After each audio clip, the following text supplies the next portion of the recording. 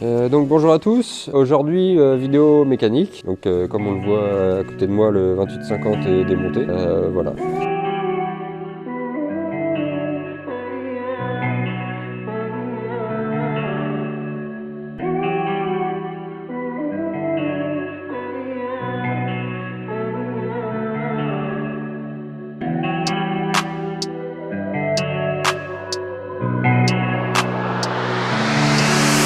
Perfect.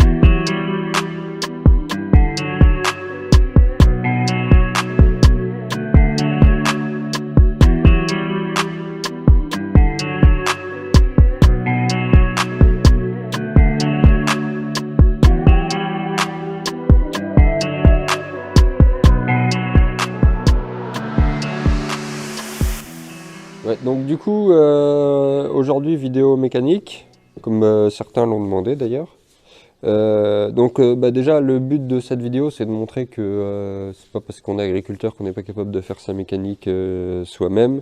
Surtout que plus les années passent, plus le coût de la main d'œuvre commence à devenir vraiment sérieux. Donc ça commence à devenir assez intéressant de faire la mécanique soi-même. Enfin soi-même. Là dans la vidéo vous l'avez sûrement vu, mais j'étais accompagné d'un ami à moi qui lui est vraiment mécanicien de métier. Moi j'ai la formation mécanicien, mais c'était juste pour avoir quelqu'un qui est vraiment dans les mains dedans tous les jours et qui a déjà travaillé sur des tracteurs comme ça, quoi.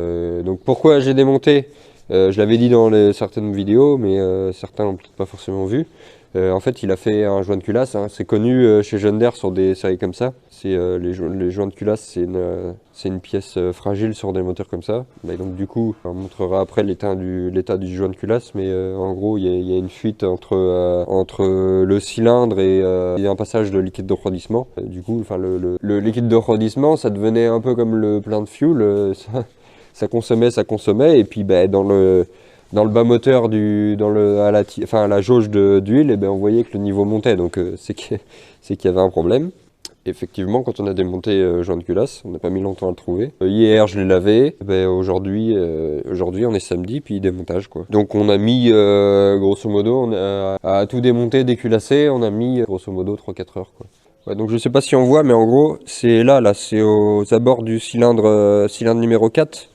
Là, il manque l'armature en ferraille, en fait. Donc la compression a passé là.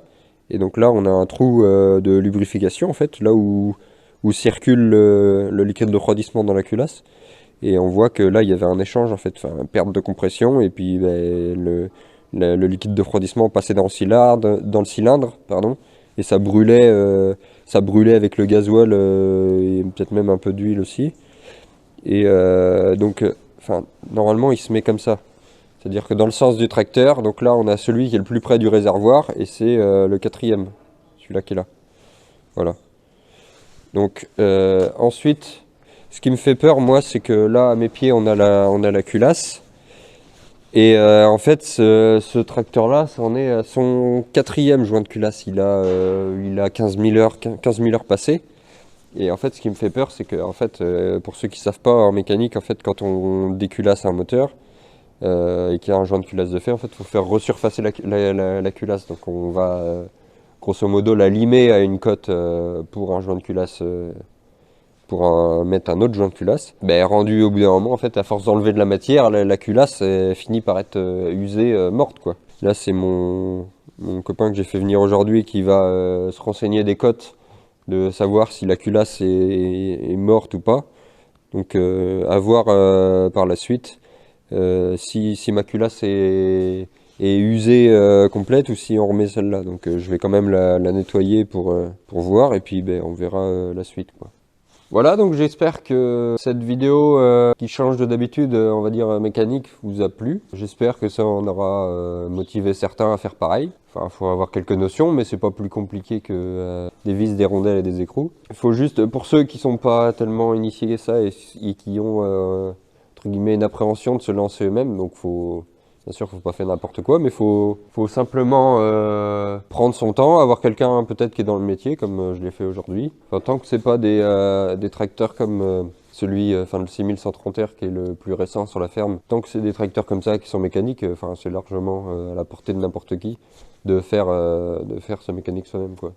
Donc voilà, donc j'espère que la vidéo vous a plu. Pensez à vous abonner, liker, partager, commenter. Et puis à une prochaine tout le monde, salut!